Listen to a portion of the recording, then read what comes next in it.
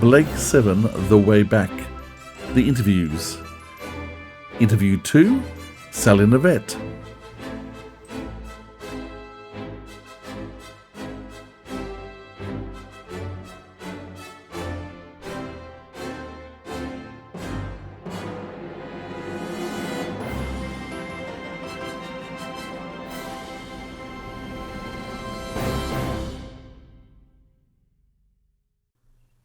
So back in the 1970s, the BBC decided to create a new space opera. Part of that was to establish a new crew in a sort of Wild West situation. Part of the original casting was our guest tonight. And so today we welcome Sally Knyvette. Welcome, Sally. Hi, lovely to be here. It's lovely to have you. Thank you so much for joining us. Pleasure. So where are you exactly? Well, exactly. I'm in Fulham in London, in a little hut, which is my new studio, which I built during COVID, so I could do voiceovers and talking books and stuff.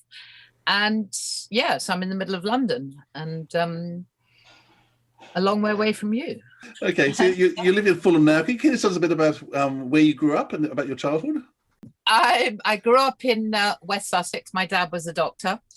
And I was a bit rebellious from a very early age. So when it got to about 10, when I should have gone to secondary school in England, I didn't write anything on the exam, so I wouldn't go to this particular school they wanted me to go to.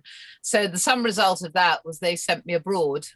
At the age of 11, I went to a school in Switzerland for 7 years, which was quite an odd thing to do, but actually my temperament was I think it really thrived on it. I became very independent, very used to traveling around Europe. I became a ski racer. I learnt French. I lived in the mountains. There were a lot of good things about it. There were obviously some strange things about being away from your family from that length of time, but I was not the sort of kid that minded that too much. My father had this absolute plan that I would become a bilingual secretary and marry a diplomat. Well, is that because that's what women should do? Just get married to someone well and be secretary? Oh, yeah. In those days, come on, remember my age. In those days, the dizzy heights of my profession was to be a secretary. A bilingual secretary is what he wanted, and then to marry a rich diplomat, and that was all sorted. But afraid that didn't quite happen.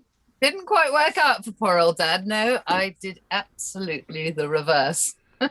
And so do you have brothers and sisters? Yes, I've got a sister who's 10 years younger than me, who's an artist. I had a brother who tragically died when he was 56 of cancer. So that was pretty so what was their schooling like?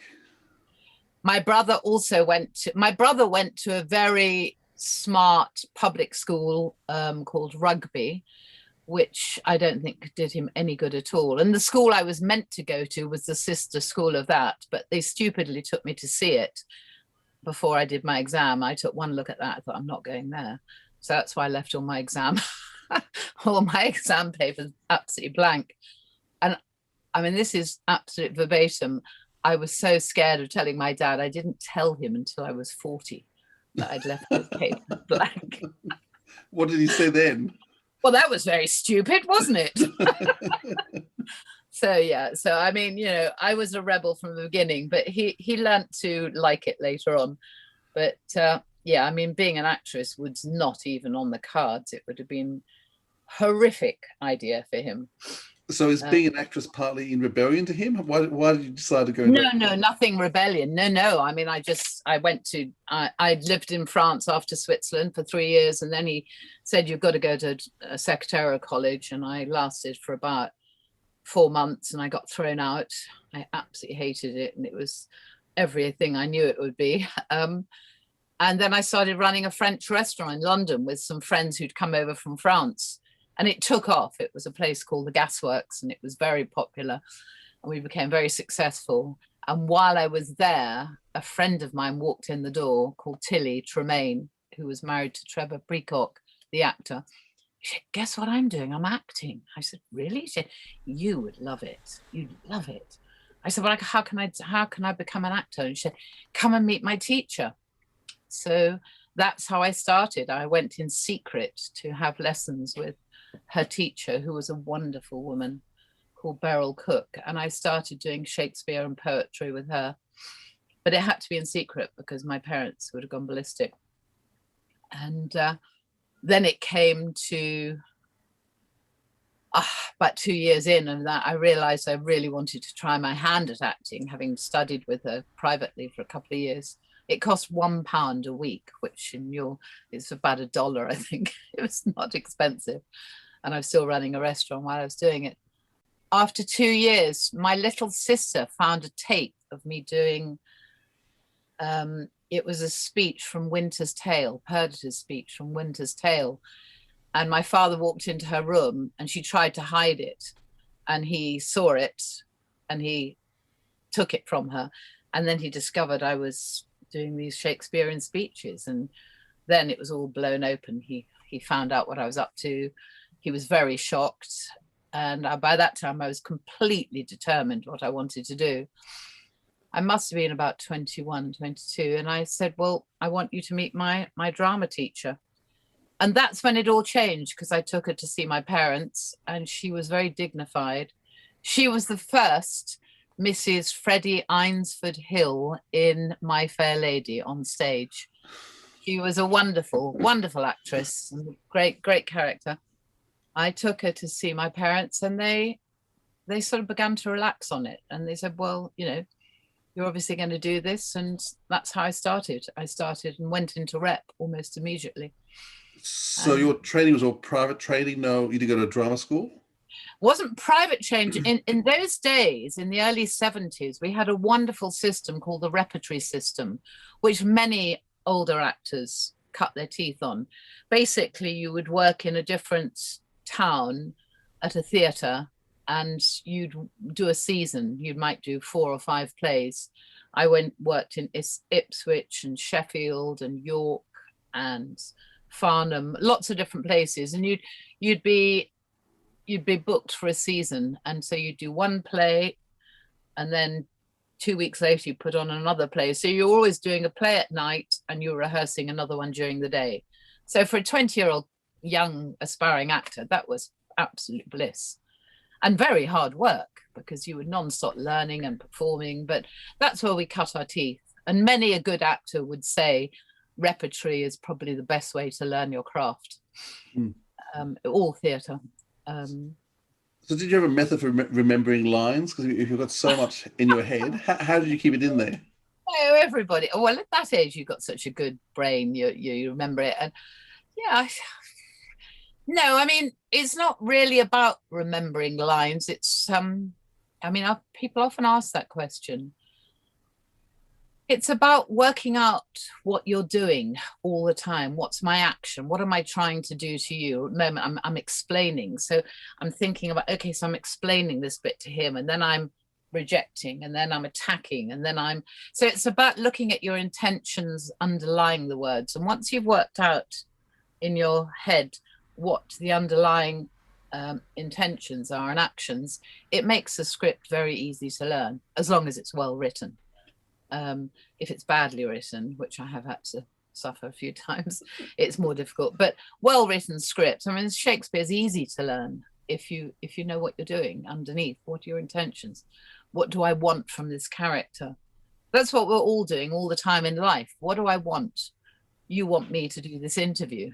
I want to come across okay. There's always the subtext that's going on. What is the subtext to the text? And so it's not about just parrot fashion learning lines, in my view. I mean, many actors work differently, probably. So working in rep, I think you worked in rep about 6 or 7 years, didn't you? You did it rep for quite a long time. Yes, I worked for about six or 7 years. Yeah, after that, I had a very good agent at the time, and obviously I was young, and he started putting me up for televisions, and then I got a break to do a series in Greece where I played a junkie called Samantha, who was living with an older man, and they were hiding up in the hills of Crete, in caves, hiding from the police. And that was my first breakthrough. And I obviously was thrilled to get that. And while I was filming that, I didn't know, but David Maloney, the producer of Blake 7, came to watch me filming, but I had no idea he was there because he was looking for someone to play Jenna. And then I went back to England to do the studio productions, the studio scenes of that. And he approached me while I was doing that and said, would I like to come in for a chat? What show was that? It was called Who Pays the Ferryman? Oh, yeah, okay. Yeah. Right. So it was with Betty Alvarenetti and Jack Hedley. And I was with Patrick McGee, who's long since died, but was a wonderful man, completely wild, Irish, alcoholic character, but such a brilliant, fascinating man who knew Samuel Beckett very well. So that was a very good start for me, getting that telly. And I'd done a few other things like Z Cars and, lots of the popular things of the day, but this was the big one that changed things, I think. No, because we don't want to talk about Blake 7 soon. Just in terms of, we've just been talking about your craft a bit as an actress. How did you find the craft in terms of going from rep theatre, where you're working on a play, I guess for 6 to 8 weeks, repeating every night, I guess you're growing characters, to television, where you learn it once, you do it once or twice if you're lucky, and then it's over. How did you find that transition? Was it different? Well, it was a hell of a shock. I mean, I think because I hadn't had the training, although you didn't have training in television in those days anyway, you only had theatre training. But when I saw my performance in Who Pays the Ferryman, it was so over the top. I was absolutely horrified. I couldn't believe it because, everything you do is much bigger on stage. You project more, it's bigger. You're trying to get across the line to the audience and to people in the gods. And it's heightened in a way, certainly louder. When you're on telly, you bring it right down. It's got to go all go on in your head and behind the eyes. So the intention becomes, the ideas are similar, but you just bring it right down, and you have to have the confidence to do very little, which of course I had no idea about. And it took me a long time to learn and make mistakes in front of the public. But, that's how it was for me. I think many people had different experiences. But yeah, I found television to begin with, I thought it was all going fine. But when I looked at it back, I was absolutely horrified. So that's really the job of the director, isn't it, to know where things should be pitched and to either pull you back or push you forward? So, well, very much so, yes. And can we bring it down a bit, or can you lift that a bit, or, you're not connecting there or whatever. But unfortunately, you don't get directed much in terms of psychology of performance. In those days, you can get directed much. It was all about getting the show shot in time. And so they were getting their camera shots, the background, the camera angles, getting all that. But they weren't really ever telling you much about what to do. In fact, virtually nothing. So you were just doing it on the hoof. You were doing it by instinct. And is that because they didn't have the knowledge to direct actors, or because they're so busy trying to get the technical side finished that they can't deal with the actors? I would say it's a bit of both, and it depends. Everything's unique to that particular director. Yes, some directors. I had a director on Emmerdale who was a pop video director, and he had no idea how to direct actors. And I had a very heavy scene that day where I had to burst into tears. I was always bursting into tears on Emmerdale. But, that requires an awful lot of focus and attention. He said, well, when the boom gets to 30 degrees, just start crying, will you? And I remember saying, no, I won't actually. You've got to give me 5 minutes to get into this. And, you don't just start crying like that. You've got to do the inner work. And it's got to come out naturally. But a director who doesn't know how to direct actors is a nightmare, frankly. You get a lot of good directors in the theatre, and probably on good films and good TV series, you get much better calibre of directors. But, some were great. I did have some wonderful directors. But largely you were left onto your own devices. And I didn't have the knowledge when I was young of how to develop a text or a script or my character. And that very much bled into Blake 7 too, for me at the time. Now, you mentioned David Mahoney saw you he came and saw you in Crete originally, or just in the studio? No, I think he did. I can't be certain on that, and he's no longer with us, sadly, so I can't ask him. He became a good friend, but he certainly came to see me in Birmingham, where I met him, where I did the studio stuff. And then I was brought in for a good talk at the BBC, and yeah. So how did the process of Jenna happen? Were you given scripts? Did you audition? No, I never auditioned. No, I know. I'd also done a big thing called Sarah, which was a documentary it was a docudrama with Nigel Hawthorne playing my father. It was called Breakaway Girls. That's right. And I think he'd seen that. And it was about a girl breaking away from her parents and doing her own thing. And I think he'd seen that. And that's what made him finally offer me the part. And no, I never had to audition. I think he'd just seen enough of my work to feel that I was right for that part. All I can remember is being taken in with some of the other cast, and we were all sitting on a table, and the producer came in and said, I think it was called Ronnie Marsh, and he said, now listen, this is going to be a really major show. This is going to be Britain's answer to Star Wars, and we're going to have £1 million to do it. And we thought, wow, this looks exciting. But we had no conception that it would become what it has become.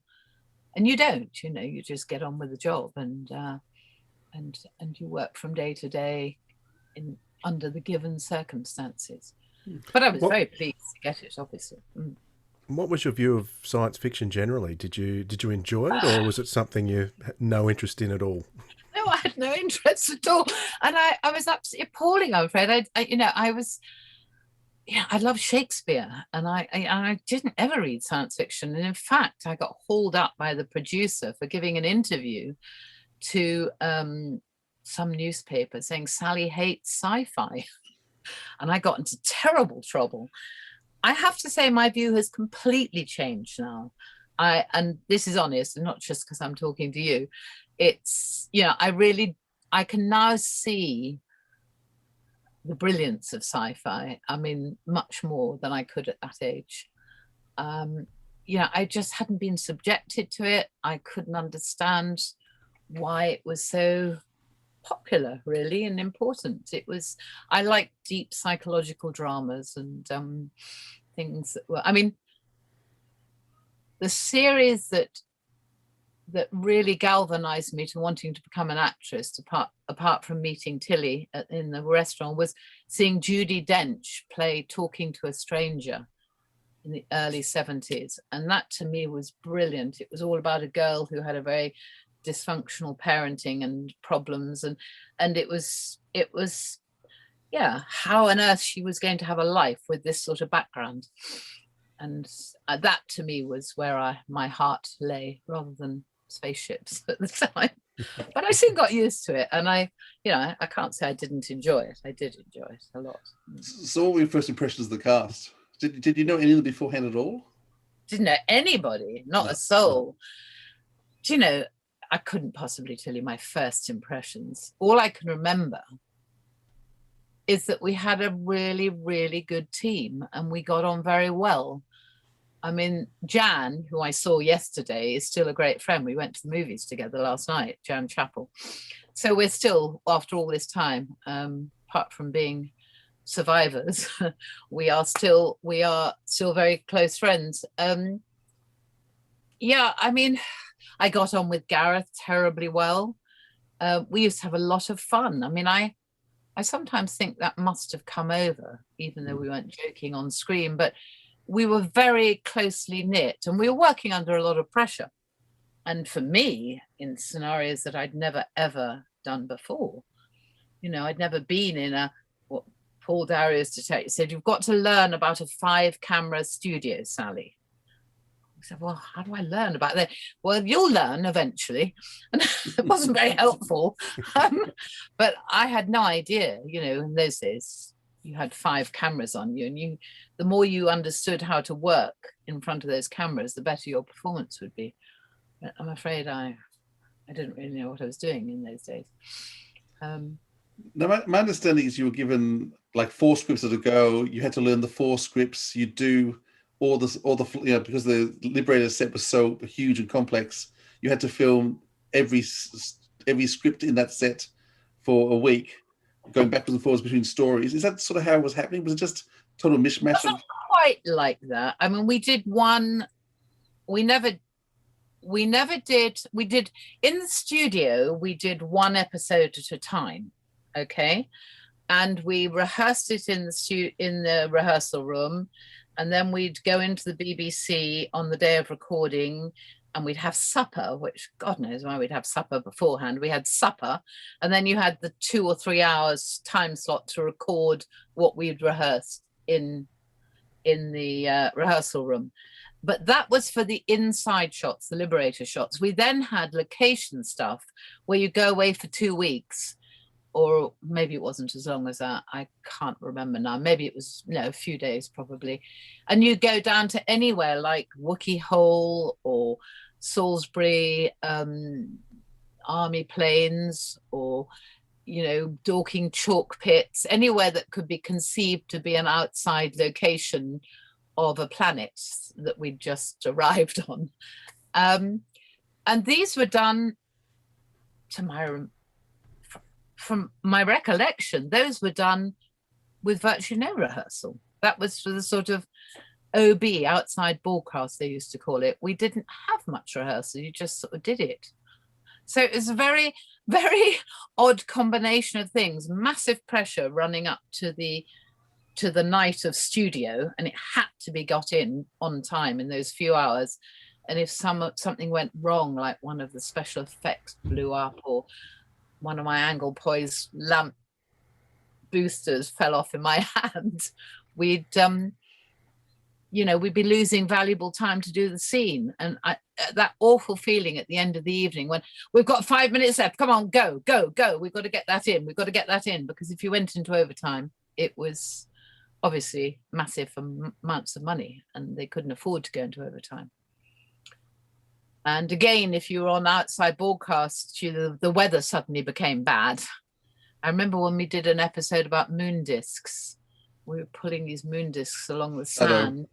Shadow, thank you, yes. And it was pouring with rain. And they kept trying to put up these enormous lamps which would make it look like a sunshine planet. And we'd be dashing out from under umbrellas, trying to grab a scene, and then going back in again. And, trying to make it look like this incredibly hot planet. So there are all sorts of things that would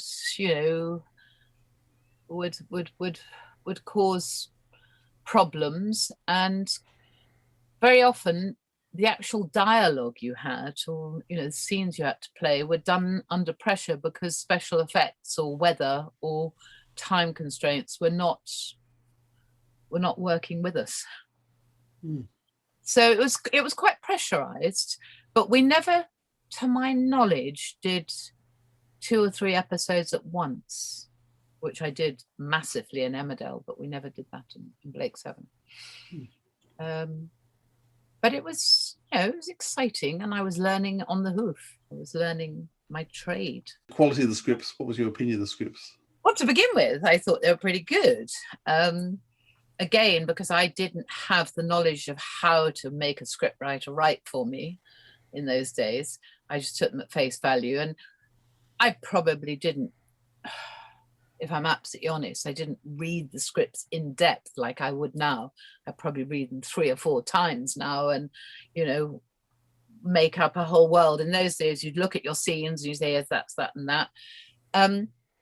They were fine, they were good, but I became more and more frustrated, as I think has been well documented, that I became more and more of a sex symbol.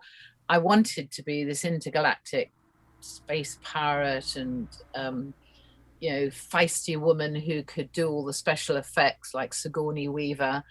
And every time anything dramatic happened, the boys would take over. And I got so annoyed by this because it was, we were capable. Jan and I were very capable of doing all sorts of things, but it was, you were sort of slightly pushed into the background as time went on. I was certainly given wonderful costumes. I was made to look great. But I wanted to do, I wanted to get involved more deeply, I think. And as the script writing went on, it became more frustrating. And years later, at a convention, I met Terry Nation, and he said, I wished I'd known you as a person.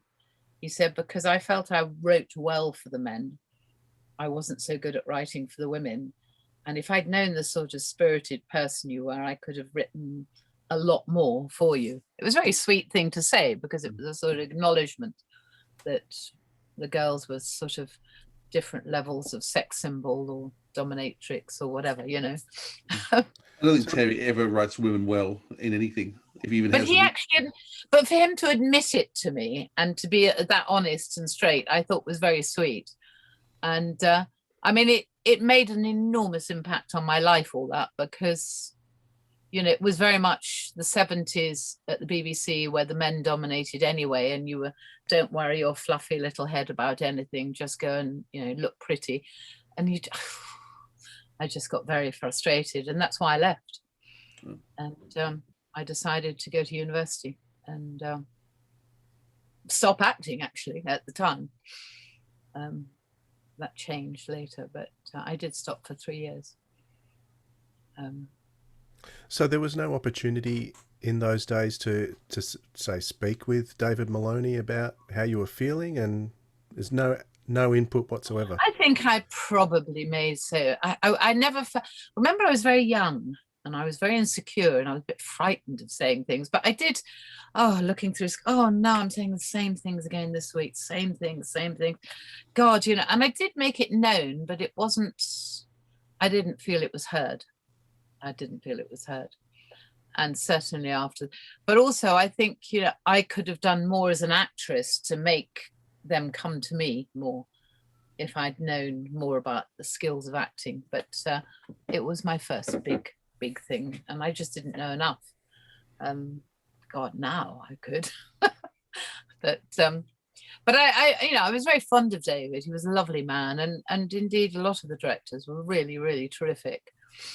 And, you know, I probably did what they wanted me to do, which was, you know, be the fluffy blonde and, you know, do my angle poise lamps. And but yeah, I would have loved to have done a lot more in it. And it was getting huge ratings and was a big success. Did that give you power, or not particularly? No, I had no idea. I mean, I had no idea it was getting huge ratings.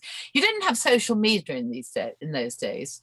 And you had no idea. I mean, the first time I realized that this was probably something quite big was in between a filming session. I was up in Scotland and I'd run out of money and I was trying to cash a check.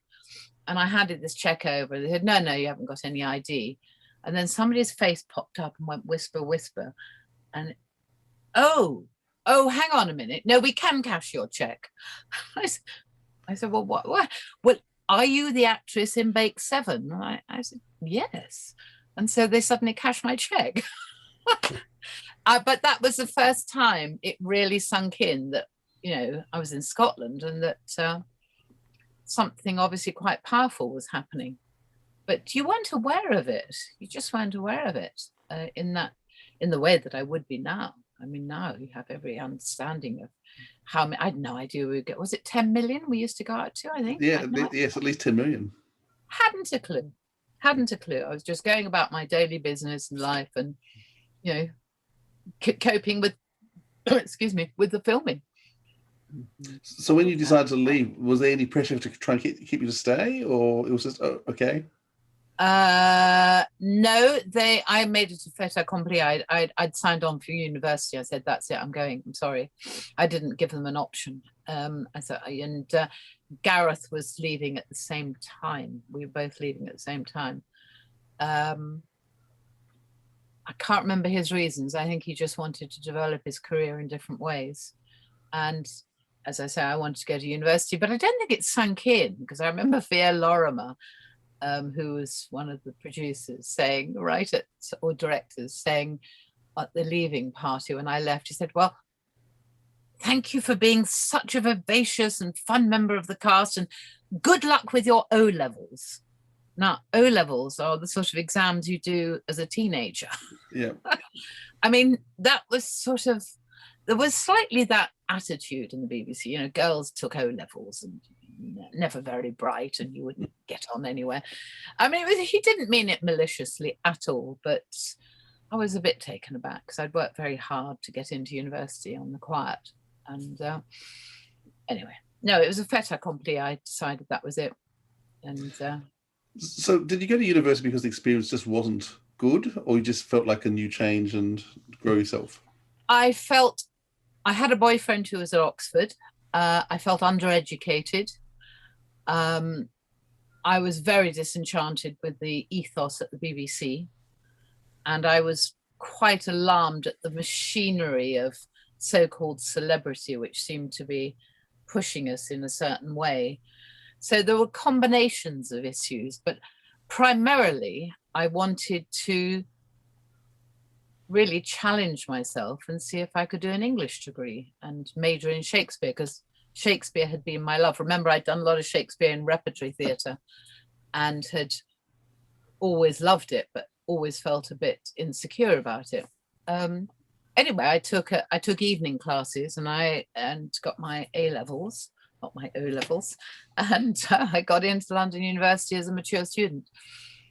And it was quite a big thing because I then, almost the week I got in, I got offered a big series with Patrick Stewart called Maybury. And my agent said, "You've been offered this series with Patrick Stewart." And I said, "But I've decided to go to university." He said, but you can't turn this down. I said, "But I can't do university and do a series." And so I did turn it down and subsequently lost my agent. He wasn't pleased. But it was the best thing I did. I'm very glad I did it. You know, I mean, I would have loved to have done Maybury had it been at a different time. And Patrick Stewart of Star Trek would have been someone I'd have got to know very well. But, you know, that's the road I took. So what was your focus in Shakespeare? What were you in particular studying? All the plays, all 36. But I mean, you in 3 years at university, you look at all of the. I mean, you're obviously deconstructing the language. You're looking at the verse. You're looking at the prose. You're looking at the imagery. You're looking at the ideas. I mean, the themes are as real as they are today. I mean, humanity hasn't changed. You know, power, jealousy, wars, manipulation, love, racism, they're all there in all the plays. And we just would study them one by one. And of course, that's given me an enormous love of Shakespeare. Now I really understand it more and have deconstructed what I felt was quite complex. And so now I teach it a lot to younger actors, which I love. In fact, I've just got a young guy into RADA this few weeks ago, and we've been working on Zoom, and he's playing Othello. He's a mixed race boy with an enormous amount of talent, and I think he'll go far. So I'm thrilled that he's now got into RADA. So for me, it's like passing on the baton. I love teaching, and particularly Shakespeare. He is the master, along with Chekhov, in my view. Okay. And so what brought you back to acting? So what happened? Because you studied for 3 years, you ended up back on Emmerdale, was sort of your next big series. I assume you did some other yes, things but there. actually, that was really a financial decision. What I actually did, and now my timeline's a bit confused. What did I do? I certainly went into Emmerdale because I needed to, I'd obviously not been earning for a few years, and my agent said, "Oh, you can't do Yorkshire accent." I said, "What do you mean I can't do an Yorkshire accent? You never heard me." So I rang up Yorkshire Television and got myself an audition and got the part. Away from her, can you? You talking to me? You just can't keep your filthy little hands off her, can you? I don't know what you're talking about. I'm talking about you and Rachel, and I'm telling you to keep away from her. I haven't touched her. I thought you were a married man, or had you forgotten that? No, I hadn't forgotten. And I don't need you to remind me either. Isn't your wife about to have a baby any minute now? So what if she is? I feel really sorry for her. Does she know what you're like? What are you on about? You know damn well what I'm on about. You just keep your disgusting little hands off my daughter. As I said, I don't know what you're talking about. Oh, don't come the innocent with me, Pete Whiteley. It just doesn't suit you. No? No. Well, that's two of us it doesn't suit then, isn't it? What do you mean? You ask your Rachel. Takes two to tango, you know? Not that your daughter ever needed much persuading. How dare you! If you come anywhere near my daughter again, I'll... So it was very well paid in terms of, 2-year contract, doing 110 episodes a year. That was very, very good for me financially, and it helped me buy my house and all of that. Actually, what I wanted to do was become a director, and I'd done a director's option as well at university, and directed The Seagull, funnily enough, by Chekhov. And I made a couple of films, begged, borrowed, and stole the money and the locations with friends, and made a couple of films and submitted them to the Beaconsfield Film School and got a bursary to do another film. And that was all terrific. I was really moving in the right direction to becoming a director, and was very encouraged to be so. But then some personal tragedies happened, and, which I'm not going to go into now, but life events took over, which actually stopped me being able to follow that path for quite a long time. So, yeah, I didn't become a director until much later, in my 50s. I became a theatre director at the Dry School Theatre. So I carried on acting in various bits and pieces, and ended up working with my absolute all-time favourite director, a man called Mike Alfreds, who's now in his 80s, but he taught me just about everything good that I know about acting. Maybe we could jump right back to the first time you worked for Big Finish, which was for a production. It wasn't a Blake Seven production at all. It was a Doctor Who story. Dr. Man Allen. Called Spare Parts. Spare Parts. And I just wanted to ask you, do you realise how highly regarded that story is in Doctor Who fandom? No, I don't have a clue. I mean, I did get somebody at a convention coming to say, oh my God, that was really, really good. I did that in a little hut in Brixton with Peter in an afternoon, and just had a bit of fun. The nutrients poisoned, I told you! No pollutants have been detected. Dr. Man Allen, you are no longer required.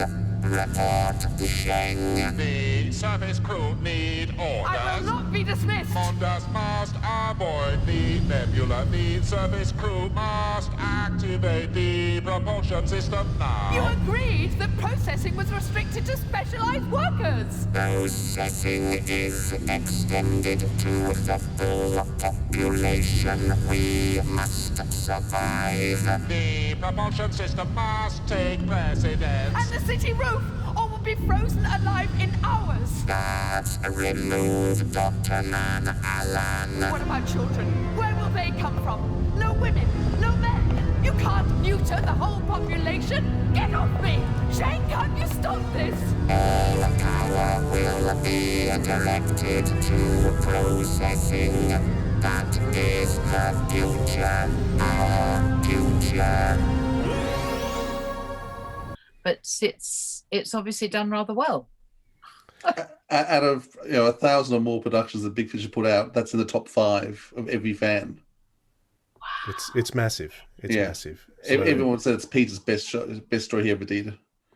Really? Oh well, I must see Peter again, and we should try and reenact it or something, or do something else.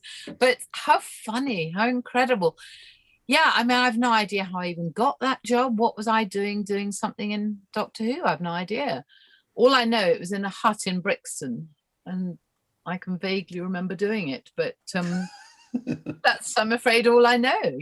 I've still got some of the outtakes because I've used it on some of my sci-fi show reel, which I've just compiled. Because I'd love to now do lots more science fiction, which having been so rude about it years ago, I've changed my mind completely. And I'll just give you my email address so you can send those to me. yeah, So after that Doctor Who that you did, a few years later, Big Finish got the license to start doing some Blake Seven productions. What was that like, getting back together with some of the cast? For oh, those? actually, that was great because we used to go down to this studio in Tunbridge Wells, somewhere near Tunbridge Wells, and do you know, because so much time had gone down, it would. But when we re-met, it was like yesterday. We all knew each other so well. You know, Jackie was there, Gareth was there, you know, Paul was there, Michael was there, and we just knew each other so well. It's that thing when you've grown up together. There's a shared history which goes so deep, and you didn't have to think. You just could go straight into it. It was wonderful. And I was much, much more relaxed and happy about doing it because, well, I was 40 years older, which is quite a lot. And suddenly I could see all the wonderful points of it. And I think it brought us, you know, I think it brought Jan and I back together because we hadn't seen each other for a while and we'd all been doing different things. And we just slotted back into our friendship groups. And then we did, you know, everyone did them over the next few years. I was always pleased to get them. I'd been doing mainly directing at this point because I was working a lot at the Tri-School Theatre and directing there, which was great. But it was fun to come and do these Blake Seven episodes and to see that they were still keen on, you know, knowing about us. I mean, I was just fascinated that it still had this great following. Blake 7, the classic audio adventures. I'm taking Liberator in on manual. We'll be in teleport range in 2 minutes. What the hell was that? Information. Liberator has been attacked. You don't say. Put up the force wall. Confirm. Message to all ground commanders. Initiate the final phase. Let's crush these rebels once and for all. Blake, we can't take much more of this. We've got to make a run for it. All of a sudden, the planet swarming with Federation troopers seems like a preferred option. This is foolish, reckless. You're teleporting into the biggest concentration of Federation military we've ever come across. Foolish, reckless. This plan's got you written all over it, Blake. Liberator! Teleport! Teleport now! My name is Avon.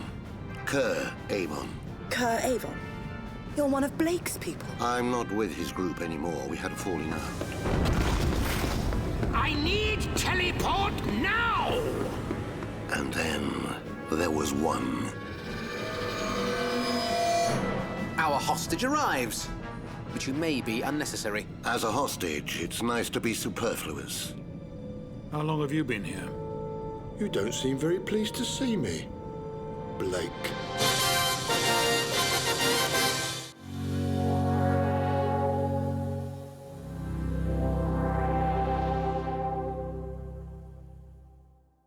What do you think the secret is with Blake 7? Why do you think it still has that appeal all these years later?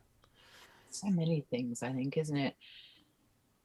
I think the characters had depth. I think, you know, we were a cast who got on well, and I think that must have shown. The Federation, fighting the Federation. I mean, there aren't that many sci-fi shows. Well, of course, I wouldn't know, would I? Because I didn't follow it too much. There weren't an amazing amount of science fiction shows that rivaled it in England anyway. I mean, obviously there were films. I think the dialogue was witty. It was clever. I think we were the goodies, you know, the Robin Hoods in space, and everybody likes that. I think the storylines were often ahead of their time.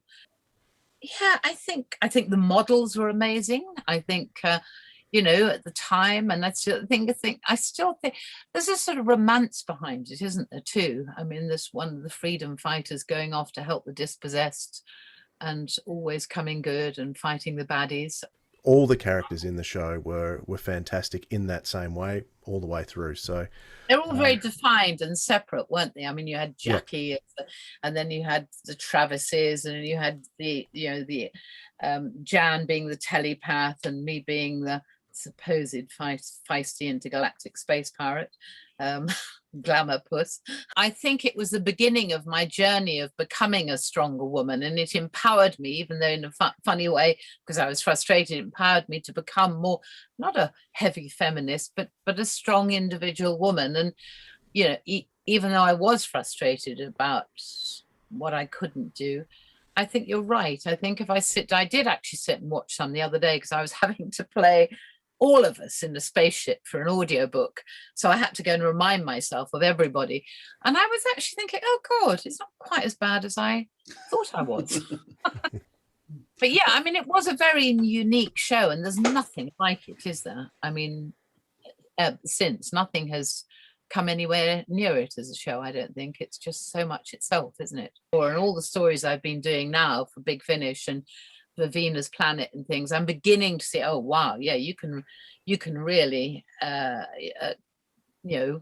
you can really address lots of issues without, in a more oblique fashion, but really getting the message across. So I've grown up to understand how important it is now, and I'd like to do more and more. How have you been finding the scripts with Big Finish? I think they're pretty good. I've done quite a lot, so it's going to be difficult to sort of. I'm not going to ask you about the fifth line and the third script. No, please don't, because when you do them and you do them quite intensely, and then you do another one a few days later, you think, oh my God, which one was that? Babylon Butcher or Terra Nostra? And you do them and then they go again. But I did an audio book, which was an enormous challenge, but I hope it'll be all right, called the Paluma Project, which was also for Big Finish. But in that, I played everybody. And that was a phenomenal responsibility because so many of them are no longer with us. And it felt, golly, if I've got to make an approximation of their type, it's very, very hard to do that well, I think, in such a short period of time. But it was fascinating just trying to get one's head around 5 or 6 of the different characters in The Liberator on one page and having to go into different types of voices and characters.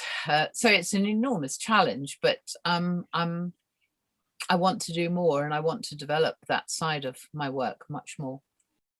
So you're saying Blake's right? Avon cast a withering sidelong glance at Villa. I am not, he replied. Then why are you going down there? Sometimes Villa's incessant childlike questioning really grated with Avon. He could feel himself fast approaching that stage now. Avon took a deep breath.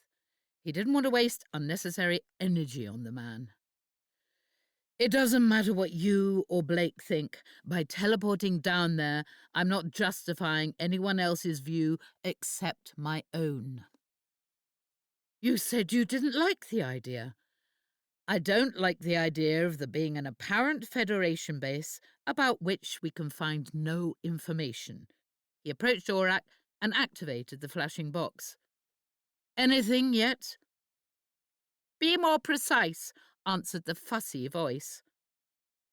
I've only asked you to do one thing, Avon sounded threatening. I can still trace no information relating to the installation on the moon below, nor any movement orders relating to a transport craft of that specification. Keep looking and keep me informed. Avon swept from the flight deck, Villa at his heels like a faithful puppy. You don't believe it's Federation, do you? Let's just say I'm keeping an open mind. Avon strode towards the teleport bay, which is more than can be said for our great leader most of the time, he added sourly. Jenna tightened the utility belt around her leather jumpsuit and slipped a teleport bracelet onto her wrist. She turned to Blake. He looked somewhat out of place seated behind the teleport controls. The impracticality of his wing-sleeved jacket made him seem even more incongruous. What? He asked, as she maintained her gaze a little too long. You don't want to go? No, I'm happy to, Jenna replied. Blake nodded. Good. You've been cooped up on the ship for far too long. She gave him a wry smile. Always difficult for the pilot to leave their station. Well, you don't have to worry this time. Gan is more than capable in your absence, and we'll keep ourselves concealed anyway. I'm assuming I'm keeping an eye on Avon for you? Blake chuckled. Not at all. I trust him to do the right thing, even if he thinks otherwise. No, I trust your judgment, Jenna. Avon has the technical skills, but you have the ability to appraise. Flatterer, Jenna thought, although she'd said nothing aloud. He was playing to an agenda again, trying to make it look like he was giving Avon and Jenna a free rein. She sometimes wished Blake wasn't so politically driven. The quest to bring down the Federation was more important to him than anything else. If he'd relax from time to time, she wondered if they might enjoy each other's company a little more. Jenna was dedicated to Blake's cause, like most of the crew, because it suited her for now, but that wouldn't last forever. Like the Liberator. It was an amazing ship, a real joy to fly, and Jenna had an affinity with her. After all, the name Liberator had been taken from her thoughts by the ship, by Zen, when Jenna, Blake and Avon had first been sent abroad to salvage her. But the pressure on their band of rebels was increasing all the time, and it was clear that Liberator could not last indefinitely against the Federation's fleet of pursuit ships. Jenna's train of thought was broken as Avon joined them, with Villa in tow. Blake spoke into the teleport communicator. Ready to move, Gan? Villa appeared momentarily flustered. He's still resting. Do you want to fly the ship out of the particle cloud, then? Blake asked, with a glare. I'll go and get him. Villa scampered away. Jenna rolled her eyes. Avon clipped a teleport bracelet about his wrist, then checked his gun was plugged in before drawing it and standing in the teleport bay. Jenna joined him. There's air down there? Avon asked. The energy signature, such as Zen can read it, is consistent with full life support in operation, Jenna confirmed. Avon glanced at her. I hope you're right. They stood there for a few more seconds before they felt the sudden movement of the ship, and Gan's voice came over the communicator. We're coming out of the particle cloud now. Nothing adhering to the hull, according to Zen, and we're safe to operate the teleport. All right, Blake, put us down, snapped Avon. I'll give you 2 hours. We'll use the planet to conceal us, just to be safe. Find out what you can and try to stay out of trouble. He said that with a straight face, Jenna thought, as the teleport activated and the world around her changed. But anyway, yeah, I mean, I think also the moral ethos was good, you know, and they stand by each other, and the Liberator, everybody supports each other, even though there's the fighting between Paul and Gareth, and, you know, there's always a slightly titillating relationship. Is Jenna going out with Blake or all of that? Because it was early evening, we never developed that side of the characters. But there was a lot there, I think, and absolutely underpinned by the fact that we got on so well as actors and as friends.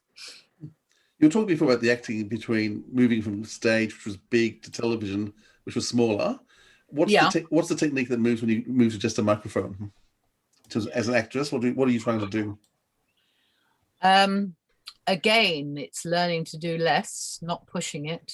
Keep less, and really getting yourself right up against the microphone and getting what Stephen describes as the sweet spot.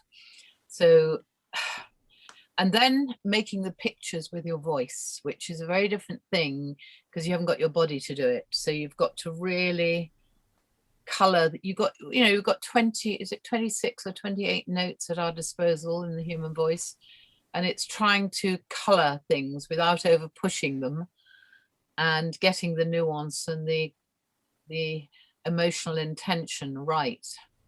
So it's quite a complicated thing, and it's taken, I've done quite a lot of commercials and things for audio, but I've not done this sort of work very much before. So again, I'm probably learning on the job, but hopefully getting there. It's much easier when you're working with a cast, when I've got other people to bounce off, because you know what your character is, particularly as Jenna, I do. And you're just playing the situation. When you're doing an audio book, that's much more complicated, because you're moving from narrator to the guy running the spaceship, to Jenna, to Blake, to Sutherland, to Callie, and back again, and a different situation. So you're literally color coding all the voices, and you're thinking, crikey, what's that character in grey? Who's he? What's his voice? Oh yeah, he's middle-aged, he's gravelly, he's old and bad-tempered. So you give yourself a little brief and you write a crib sheet, because you don't have time to really, you work on it beforehand a lot, but you don't have time when you're recording. You've got to dance on a sixpence and think, oh, Christ, I've got to get into that voice and that voice. And sometimes you make it and sometimes you don't. And sometimes you have to go back and do it again. So your sound recordist is your absolute best friend. And I'm very lucky. I've got this wonderful sound recordist who's worked with me a lot, called Paul Midcalf. And he's like a genius. He can pull it all together. I think, God, that was a scene I fell about in a bit, and he just pulls it all together, which is the art of sound recording. I mean, a lot of actors hate doing any audio, but no, I'm enjoying it. I mean, one's biggest worry for something like Blake 7 is, do I sound so old now? I mean, hopefully I can get into the voice range where I still sound more or less like Jenna. But obviously I'm a lot older. Yeah, you're not sounding it at all. Oh, well, that's very nice to hear. Voice sounds great. Well, you just don't know, because I listen to other actors and think, oh my God, they sound ancient. You think. So I'm trying to work hard on getting the upper registers and not going down into the gravelly voice, chest voice, and there's a lot of work that goes into all of that, and focus on it. Now, sadly, we lost Gareth, we lost Paul, we lost Jackie, all sort of in quick succession. And I guess many of us thought that was it in terms of Big Finish for Blake 7. And now Big Finish have come back, amazingly reinventing themselves with these new series. Yes. So Avalon came back. You had a story which actually introduced the character before the show started. Yeah, it was fantastic. I couldn't believe it. I mean, I was playing before I got into the Liberator, which was fascinating. And I was a bit overawed by that, because I thought, well, how old am I meant to be? 23 or something? But anyway, I just let that go and just carried on doing. And now the last one I've done, I seem to be off. I mean, I'm getting, there's some few darker sides, developing in her too. The space, the not the space, the space pirate, and her getting deals to sort of, so she can survive as a solo person. I mean, she's still got all the goodness of Jenna, but there's some few little dark deals she nearly did in the last episode, which I'm not going to talk about because you'll hear them. But I suddenly feel there's so much potential for Jenna now. All the things I was frustrated about in the old days, I now think she can do, and I will be allowed to do, because A, I'm older and more confident. B, women have a very different place in society and theatre and drama now. And yeah, I feel I'm capable of giving it a lot of welly now, which is fun. Well, Colin Baker was given a bit of a raw deal when he was on the telly too, and Big Finish rectified that. So yes, I did. They're a good company to do that. Yes, they're very good. And David Richardson is such a nice man, and he's been giving me quite a lot of work recently. And I did one with Colin. I can't remember what that was called. Was that the Butchers of Babylon? The Babe and the Butcher. I think so. Yeah, it might just be called Baben. Baben. He was Baben the Butcher. That's right. Yeah, and then Andrew Mark Sewell, do you know him? He was very connected with the production. I think he got the rights of Blake 7 after we finished, and he was the guy who was always going to make the the new series, but it's never quite happened. But he's just recently done a thing called Venner's Planet, and I have played the rather dominatrix Countessa in that. I'm not playing Jenna, but I'm playing Countess Gallo in that, and that's been great fun to do too. So yeah, all sorts of things are being thrown at me from different sides, and it's great. I'm very, very pleased. You become quite passionate about all your acting, but you're passionate about other areas as well. I know one of your passions is climate change. So yeah. Why are you so passionate about climate change? Why? Because I Dumb think question, I know. The single most important issue that's facing us globally. And, I think the statistics are terrifying. By the end of this century, it's sort of looking like a sort of Armageddon unless we really deal with things now. I mean, we have committed, I think, to 1.5 emissions, and we are nowhere near that. We're up to 4 and rising at the moment. And I think we've got a window of about 8 years before things get really, really bad. And, we can see it now. I mean, our weather pattern has gone bonkers here. But it's gone bonkers. There's a very good book I read recently called Climate Justice by Mary Robinson, who was the president of Ireland. And she went around the world sort of interviewing largely women from different countries, Africa, Indonesia, various countries, and just seeing, and Bangladesh, and seeing what's happening in those countries. And their lives are completely being affected now. We are the first world, but the second, third world scenarios are apocalyptic. Their crops are not growing, they are flooding at the wrong time. And we're so bad with immigration in this country, but by 2050, I think we're going to have 200 million environmental migrants if we don't get our act together, because these countries are just, people can't survive. So I think the problem is it's been caused by the first world, and it's impacting the third world first, but it'll come to us very soon. And it is already coming in terms of our weather patterns. And I think every single person on this planet should take it seriously and do something, however small. And it could be it could be simple things, like,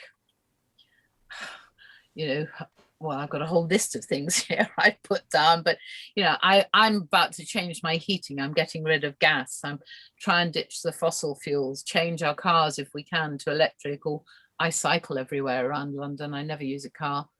Try and use public transport. Don't fly so much.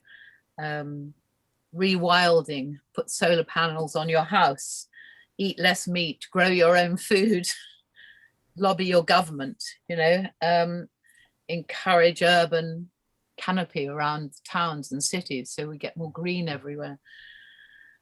Reforestation, I mean, the loss of the forest, the Amazon rainforest is disastrous, absolutely disastrous.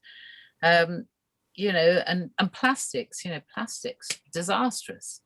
So we can all play our parts. It's irrefutable, and yet we have governments and so many people still deny it's happening. I was going to say, it's frustrating. I went swimming on the Great Barrier Reef in 2014, and 5 years later in 2019 I went back, and it's like a different place. The colour just wasn't there.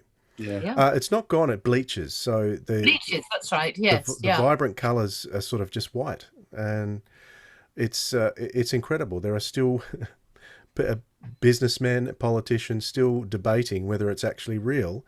And I don't know anything about anything really, and I can just say with my own eyes I saw a big change in just 5 years of swimming on the reef. So it was massive. So it's happening. Everybody does know it's happening. It's about stopping thinking, oh, well, I can do nothing about it. It's about the politicians. Everybody can do something. That's what I believe. We can all do little things and talk to our friends and make little changes. And that's where the power of public, I mean, that's what Shakespeare's always going on about, the power of the public is enormous. once we get going. And it's beginning to happen. It's beginning to happen, but not fast enough. So it's something I think that's the most important thing for me to do now for whatever time I've got left on this planet. That's what I want to commit to. And hopefully I'll be able to make some difference at some point. I'm sure you can. Well, Anyway. Sally, it's been wonderful talking to you. It's been lovely hearing the fact that a voice that you've used for acting for more than 40 years and continue to use to bring as much joy is now a voice also for passion for change. So thank you so much for sharing with us today. We really loved talking with you. And so thank you so much. Very, very nice to meet you. And thank you for inviting me.